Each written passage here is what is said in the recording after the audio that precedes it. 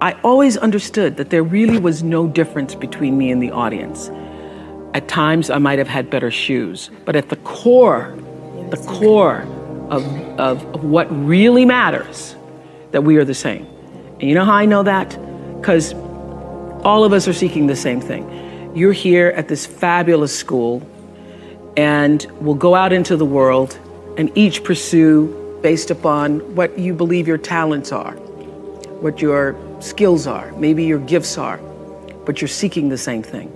Everybody wants to fulfill the highest, truest expression of yourself as a human being. That's what you're looking for.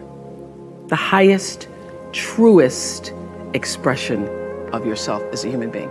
And because I understand that if you're working in a bakery and that's where you want to be, and that may be what you've always wanted to do, is to bake pies for people or bake cakes for people or to offer your gift, then that's for you. And there's no difference between you and me, except that's your platform. That's your show every day.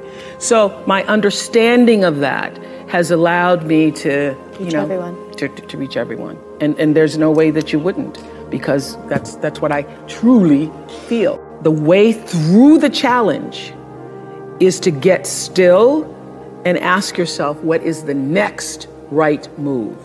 Not think about, I got all of this stuff. What is the next right move? And then from that space, make the next right move and the next right move. And not to be overwhelmed by it, because you know your life is bigger than that one moment. You know you're not defined by what somebody says is a failure for you, because failure is just there to point you in a different direction. If I leave you with nothing else, just know this for sure. There is not one thing that has ever happened to you, not one experience, not one encounter, not one crisis, not one joyful thing that hasn't happened just to make you better and help you rise. Every single thing you're calling in, whether you know it or not, when you figure out that you are calling it in, when you actually start meditating or praying or doing or having a spiritual practice, which is the number one thing you need if you want to be successful in the world. You need something that gives back and nourishes you, regardless of what you call that. You need to fill your cup so that you can be so full your cup runneth over and you have enough to give to other people. If you don't fill your cup, you end up dried up. You end up tired, exhausted, and don't have enough to give to other people. You end up resentful every time somebody asks you, because your cup is empty and now they want some of yours. So your number one job is to fill your cup and make yourself whole.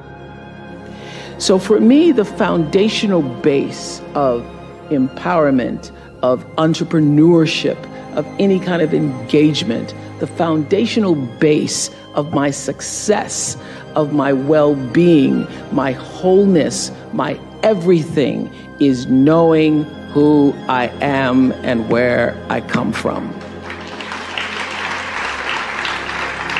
In my living room right now is a painting that I've owned now for 30 years. You can Google it. It's called To the Highest Bidder. And it's at the center of my house. And it's at the center of my house because it actually is symbolic of the foundation of not the house, but the foundation for my life. The painting is by Harry Roseland, who was a genre painter in the early 20th, late 19th century. And the painting's over 6 feet tall, and it shows a slave woman on the auction block holding her daughter's hand. And I cannot come in the door, my front door, or I cannot leave without passing that painting. I am reminded of where I come from every day of my life, and I am reminded because I never want to forget it. And in my library, I have a framed list of enslaved African-American people, remember I showed you, who were held in bondage on various plantations, listed in the ledgers alongside the cows and the horses and the buggies and the other property. And I pass this list every day. And often I stop in front of it and just speak their names out loud and their ages. Jonas, 11 years old, $500. Sarah, 41 years old, $900. Elizabeth, 57, $800. And I force myself to consider the absurdity and the obscenity of prices being affixed to each one should they be placed up for sale.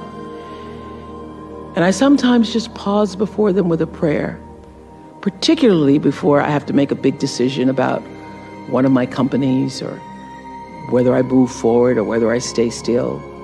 It reminds me, speaking those names out loud, not only of where I've come from, but how far I have to go because of them. And it reminds me that I am never alone. It reminds me of what I've come through to get through. I say to my girls all of the time that your real work is to figure out where your power base is and to work on the alignment of your personality, your gifts that you have to give, with the real reason why you're here. That's the number one thing you have to do, is to work on yourself and to fill yourself up and keep your cup full. Keep yourself full. Now, I used to be afraid of that. I used to be afraid, particularly from people who say, oh, she's so full of herself. She's so full of herself. And now I embrace it. I consider it a compliment that I am full of myself. Because only when you're full, I'm overflowing, my cup runneth over. I have so much to offer and so much to give. And I am not afraid of honoring myself. You know, it's miraculous when you think about it. Everybody has a different talent.